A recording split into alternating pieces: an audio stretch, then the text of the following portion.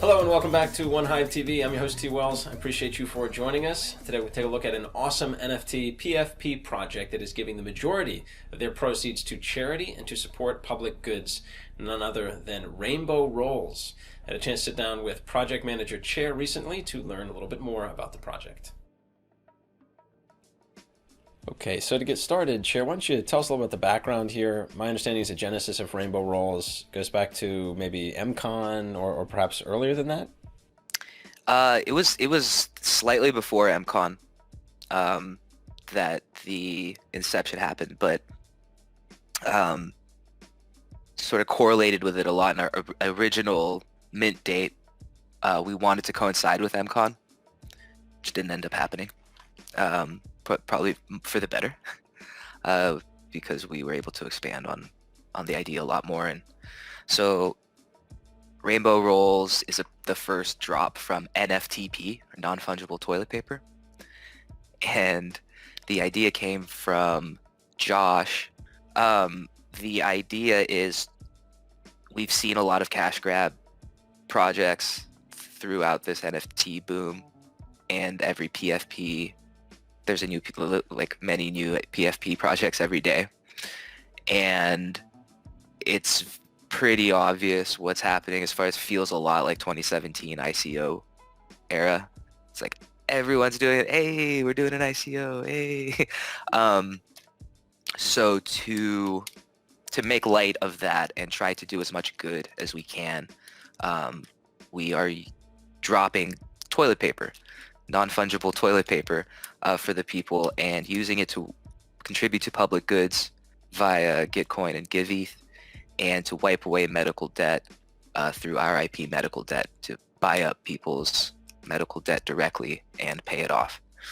And so 66% of all the proceeds are going towards those three, with 30% going to the team and 3% to marketing and overhead. But we want to maximize as much as we can, like the continuous loop of these funds going towards public goods and the medical debt. So we are setting up so secondary sales also flow through the same pipeline.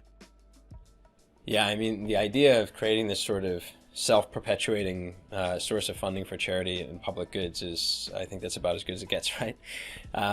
So that's awesome. And another thing about the project that I find really cool is that you're working with, I guess we could call like an off-chain partner or whatever. Like RIP medical debt is non-crypto native, and yet they're still obviously really cool with what you guys are trying to do. So that's exciting.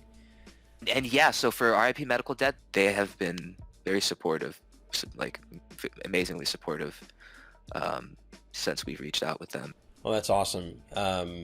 Can you share a little bit more with us about how the funds will be managed and ultimately shared with RIP medical debt? So everything is controlled by a multi-sig that is controlled by the team.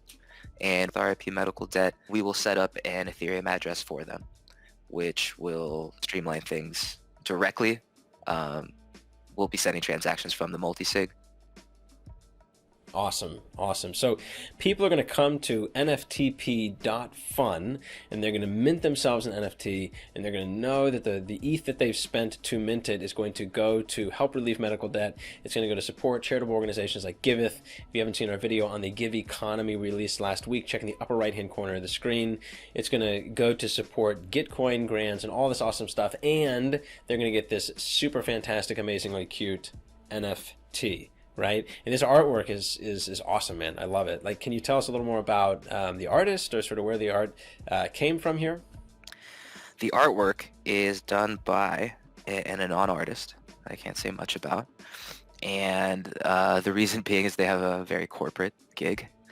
And but what is exciting about it is that it's a buddy of mine. I went to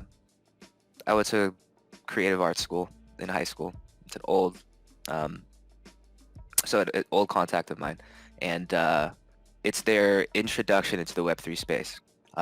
We created 10,000 uniquely generated assets with 10 different trade categories, and like done with an eye for detail.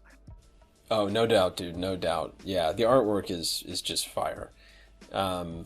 Yeah, and from what I understand from you and Josh, right, there's also some DAOification going on here. Like there's going to be some ways that people might be able to use their NFTs as a voice in the community.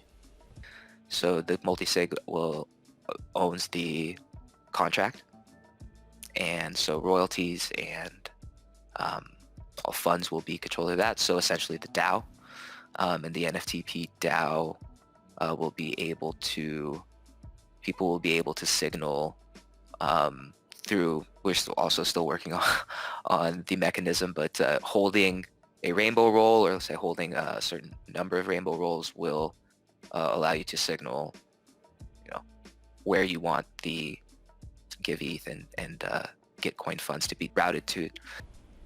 I see. Okay, so if you're an NFTP holder, if you have an NFT from Rainbow Rolls, you get an awesome PFP, you get to support charity, you get to support public goods, and you get a voice in how those resources in the DAO are spent going forward. That's awesome, folks. Go to nftp.fun, mint your NFT now. The interview's over. Just go, do it.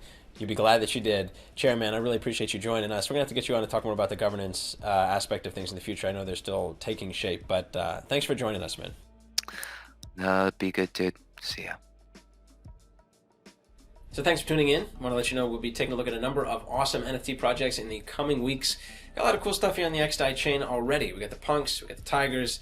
Our next spotlight segment is going to take a closer look at Cold Truth Culture. Portals and the CTC crew are awesome. I want to hand them the mic so they can help us understand a little bit more about how they're using NFT tech and the Garden's DAO infrastructure to empower digital artists. In the meantime, if you haven't gone to nftp.fun yet, do it now. Go mint yourself a rainbow roll, stay bullish, and we'll see you in the next video.